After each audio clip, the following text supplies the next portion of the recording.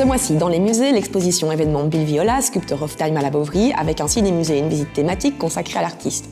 L'exposition Philactère aux fonds patrimoniaux, à découvrir notamment avec le conservateur lors d'une visite unique. Et l'ouverture de la section Armes Blanches du département des armes au Grand Cursus, accompagnée d'un week-end festif d'ouverture. Bonjour à tous, ce mois-ci est marqué par de grandes nouveautés dans les musées de la ville de Liège. À la Bovary, c'est l'exposition Bill Viola, Sculptor of Time qui crée l'événement. Celle-ci offre à découvrir 18 œuvres majeures de l'artiste vidéaste américain. Cette sélection balaye le travail de Bill Viola de 1992 à 2014. Kira Perhoff, directrice du studio Bill Viola, nous présente comment Bill est un sculpteur du temps. The exhibition here in La Bovary is titled Bill Viola, Sculptor of Time, and that's a good reason for that because Bill, since early 70s actually, has manipulated time in the video editing process.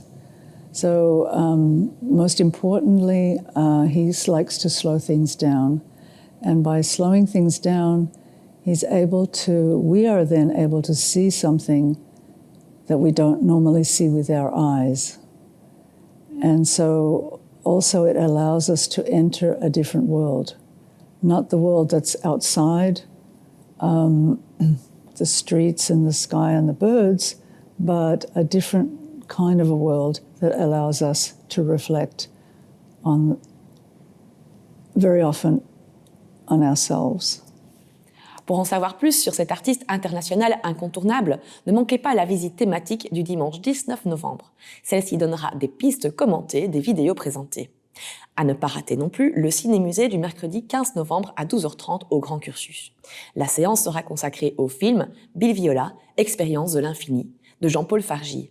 Ce film nous plonge dans la démarche et les préoccupations de cet artiste américain qui peut sans conteste être considéré comme une des figures majeures de l'art contemporain. Aux fonds patrimoniaux, l'exposition Philactère se poursuit jusqu'au 12 janvier.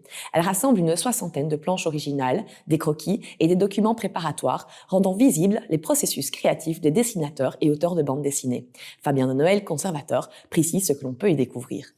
Donc, l'exposition présente aussi une soixantaine de planches originales, une quinzaine provenant du musée des Beaux-Arts et la collection historique constituée à la fin des années 70, parmi lesquelles on peut citer Hergé, Jacobs et Franquin pour ne citer que.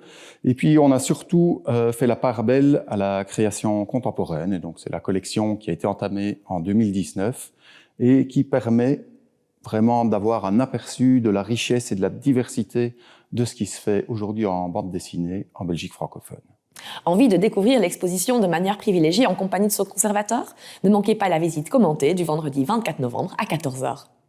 Le grand événement de cet automne, c'est aussi l'ouverture de la section Armes Blanches qui finit de compléter le département Armes du Grand Cursus. Cette nouvelle section sera accessible aux visiteurs dès le vendredi 24 novembre. Ne manquez pas le week-end festif autour du département des Armes le 25 et 26 novembre. Au programme, visite avec le conservateur, mais aussi avec des militaires de carrière, démonstrations d'escrime et ateliers créatifs chevaliers et blasons.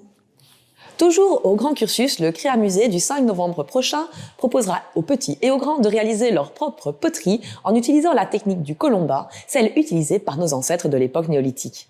Chacun pourra aussi décorer son pot à la manière des cultures rubanées. N'hésitez pas à découvrir les céramiques dans la collection. Quant à moi, je vous retrouve le mois prochain pour la dernière news des musées de l'année.